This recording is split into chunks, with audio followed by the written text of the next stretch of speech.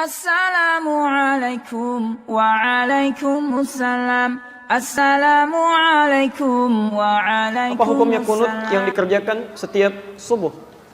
Taib, Anda berbicara hukum berarti saya mesti jelaskan turunan hukum. Ingat bedakan ini ya, ada hukum dan sikap hukum, itu beda. Hukum dan sikap hukum. Kalau sikap hukum itu pilihan seseorang untuk menentukan dan memilih hukum mana yang sesuai. Tapi kalau hukum saja, itu berarti semua turunan hukum yang dipesankan oleh Al-Quran dan Sunnah. Misal, hukum tentang bismillah itu bisa dibaca 4 cara dalam sholat. Seperti saya terangkan tadi malam. Bisa dijaharkan, disirkan, tidak dibaca sama sekali, atau dibaca rakaat pertama, selanjutnya tidak. Tapi sikap kita terhadap itu memilih salah satu. Itu sikapnya.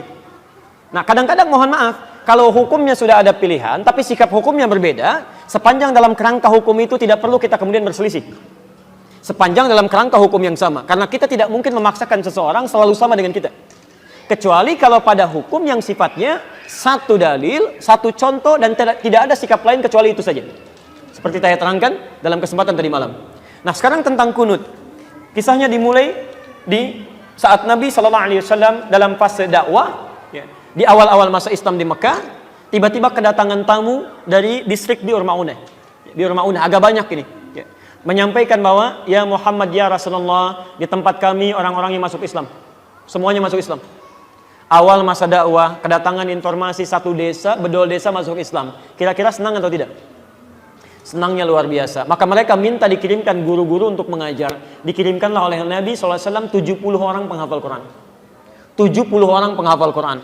Di saat-saat masa awal-awal keislaman, tidak banyak penghafal Quran. Dikirimkan 70 orang ke sana. Singkat cerita, ketika beliau sedang menunaikan sholat, dalam riwayat disebutkan sholat subuh, yang lain mengatakan sholat maghrib, tiba-tiba turun malaikat Jibril menyampaikan bahwa orang-orang tadi yang datang kepada Muhammad, mereka menipu. Karena ternyata orang-orang itu ketika sampai di Bir Ma'unah, semuanya dizalimi, bahkan dieksekusi dan syahid. Jadi mereka semua dibantai, dibunuh. Jadi ada yang menipu mengatakan masuk Islam, dikirimkan pengajar, tapi kemudian disakiti, dizalimi. Nabi dengan sifat kemanusiaannya marah pada saat itu. Kemudian beliau berdoa kepada Allah Subhanahu wa taala. Ada yang mengatakan doanya sebelum ruku, ada yang mengatakan bangkit dari ruku. Maka beliau mengatakan Allahumma adzib fulan, Allahumma al'anhum. Ya Allah, tolong hukum si fulan, tolong laknat si fulan. Bahkan disebutkan sebagian dari suku-sukunya. Bani kedza, bani kedza, bani kedza. Itu berlangsung selama sebulan. Berlangsung selama sebulan. Hingga turunlah kemudian Quran surah ketiga Ali Imran ayat 128 sampai 129. Posisi paling kanan sebelah bawah di mushaf standar. Quran surah ketiga Ali Imran ayat 128 sampai 129.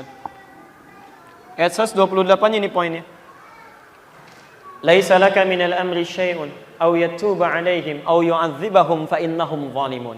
Ketika Nabi berdoa dengan kalimat hukum ya Allah, laknat si fulan ya Allah, tiba-tiba ayat yang turun itu begitu mengejutkan. Muhammad, kamu tidak punya hak untuk menghukum seseorang atau melaknat seseorang karena dia pernah berbuat salah. Hak Allah untuk menentukan siapa yang dilaknat atau untuk menghukum seseorang. Perhatikan, ini kalimatnya indah sekali. Indah sekali. Ini ingin memberikan keterangan kepada Nabi SAW bahwa tugas Nabi itu berdakwah dalam kebaikan. Sekalipun cuma berdoa, maka bila bisa berdoa yang baik-baik, maka hindarkan doa yang tidak baik. Ingin mengajarkan bahwa Muhammad, kamu masih berada di awal dakwah. Jangan cepat merasa panas, kemudian cepat menyinggung, minta dihukum dan sebagainya. Kalau nanti sikapnya seperti itu, nanti lama-kelamaan gak ada bedanya dengan umat terdahulu. Nabi Nuh ketika umatnya mulai menyimpang, minta kepada Allah, ya Allah, setelah berdakwah ya Allah, umat ini gak mau menerima ya Allah, maka turun azab Allah Subhanahu wa ta'ala. Kamu untuk umat terakhir sampai dengan kiamat. Kalau sikap sekarang minta umatnya dihukum, maka bagaimana dengan sikap dan keadaan mereka nanti sampai kiamat? Jangan-jangan gak ada umat nanti sampai kiamat deh, karena nabinya belum apa-apa sudah minta kemudian untuk menghukum.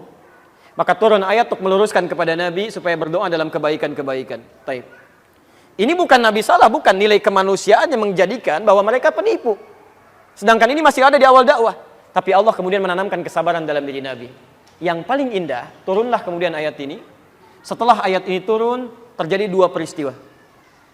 Satu, Nabi tidak membacakan lagi doa tadi. Ya Allah, tolong laknat si fulan, ya Allah hukum si fulan. Tapi kemudian merubah doanya menjadi doa yang baik. Dalam bahasa Arab, sesuatu yang baik yang dimohonkan kepada Allah Subhanahu wa taala singkatnya disebut dengan kunut namanya. Kunut.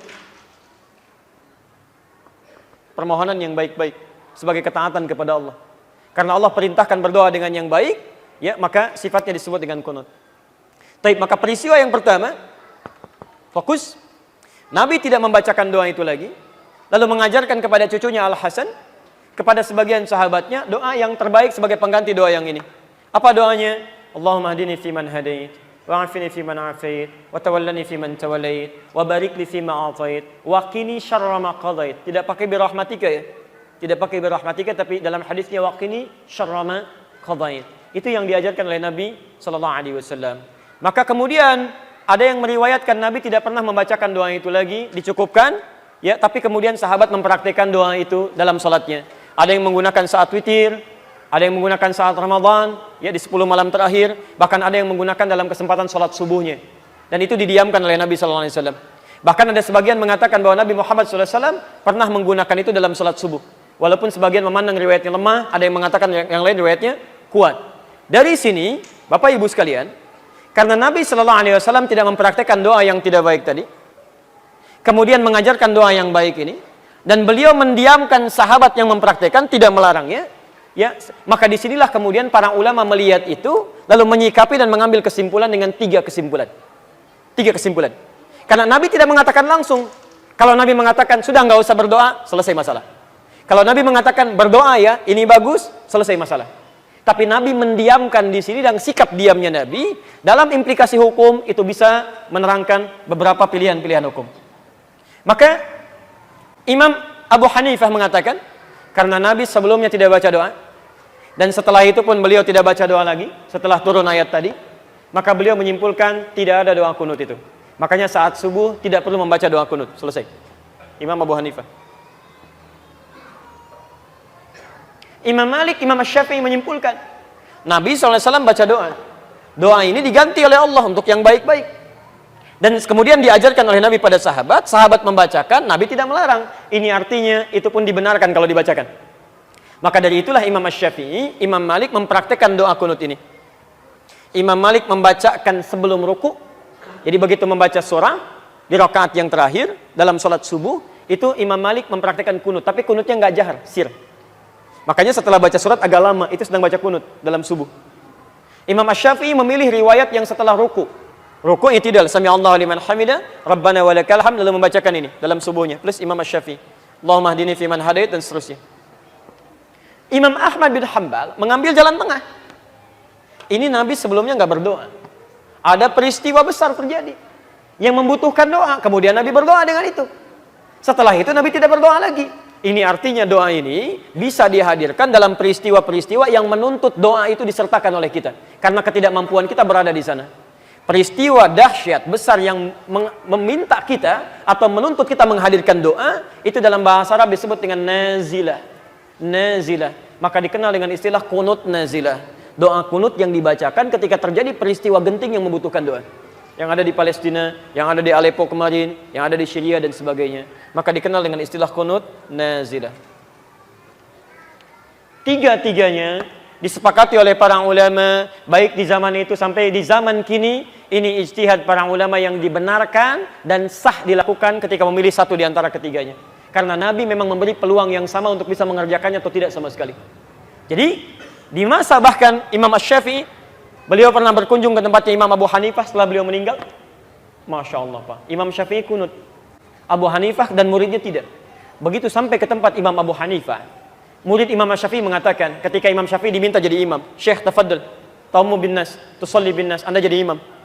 Murid Imam Syafi'i mengira Imam Syafi'i akan kunut. Mereka mengatakan pendapat kita akan unggul di sini.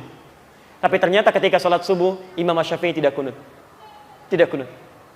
Apa kata muridnya setelah sholat? Syekh, lima lam taknut, kenapa Anda tidak kunut? Kata beliau, saya menghormati pendapatnya Imam Abu Hanifah yang berlaku di tempat ini. Masya Allah. Imam Syafi'i kunut, tapi ketika berkunjung di tempat yang tidak kunut, beliau tidak mempraktikkan kunut. Imam Ahmad bin Hanbal juga, Masya Allah, beliau kunutnya nazilah, tapi ketika beliau berada di tempat Imam Syafi'i, beliau kunutnya kunut seperti biasa, bukan nazilah lagi.